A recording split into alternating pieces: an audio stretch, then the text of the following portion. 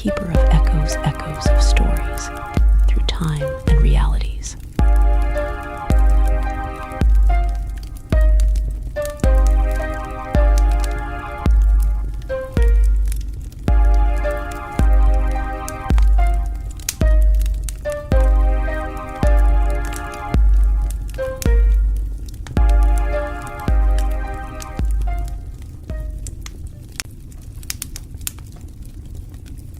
Gather close. This tale is not for the faint of heart, for it begins with a whisper and ends with a scream. Long ago, in the frost-bitten highlands, stood Grave Marrow Keep, a castle older than the stones beneath it. Its servant spoke in hushed voices of something growing in the forgotten greenhouse courtyard. Something no one had planted. For weeks, people had gone missing. A stable boy, a night watch, an old washerwoman. All they found were drag marks, soil spilled in strange patterns, and trails of green sap that pulsed like veins.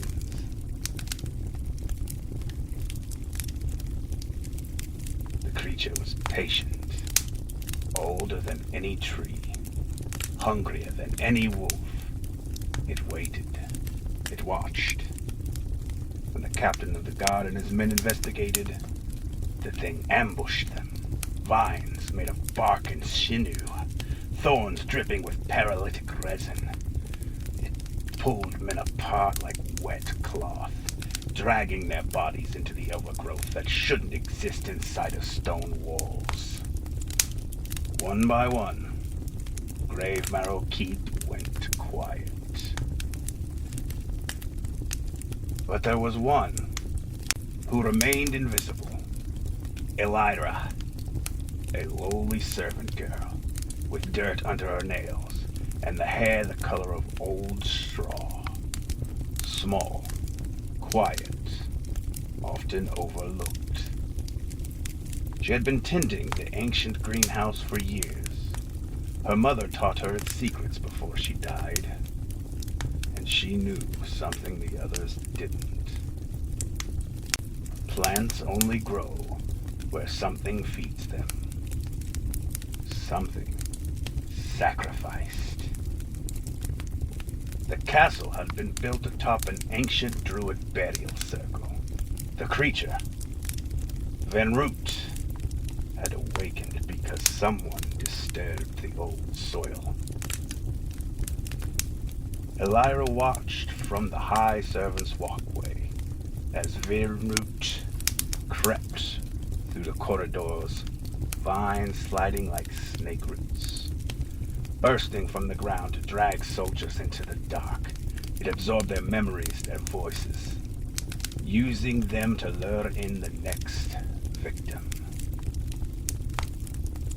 At one moment, a guard heard his dead brother screaming for help. Another moment, a maid heard the voice of a missing lover crying in the courtyard.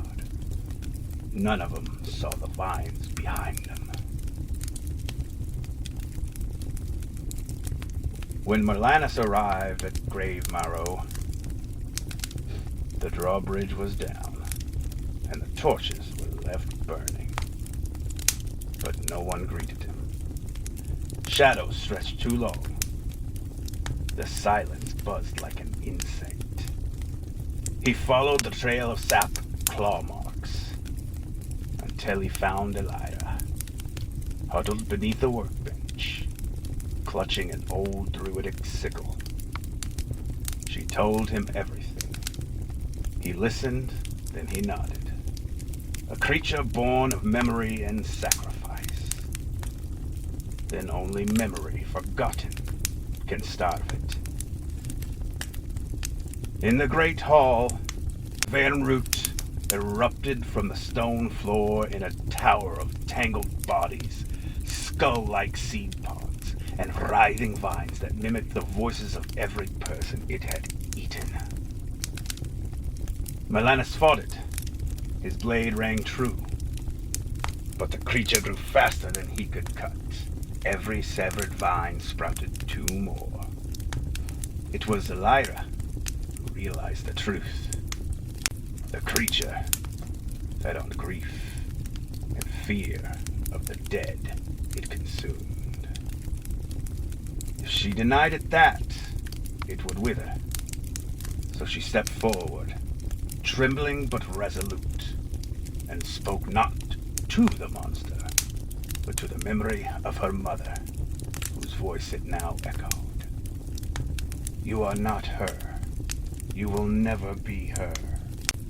I release this pain. I release this hold. The creature shrieked in its stolen voices. They evaporated as if dissolving in sunlight. It lost its power. Its vines shriveled. Its roots tore free from the earth as if trying to escape. Melanus saw his chance. Elira threw him the druidic sickle. One clean strike. The vein root toppled like a dying oak.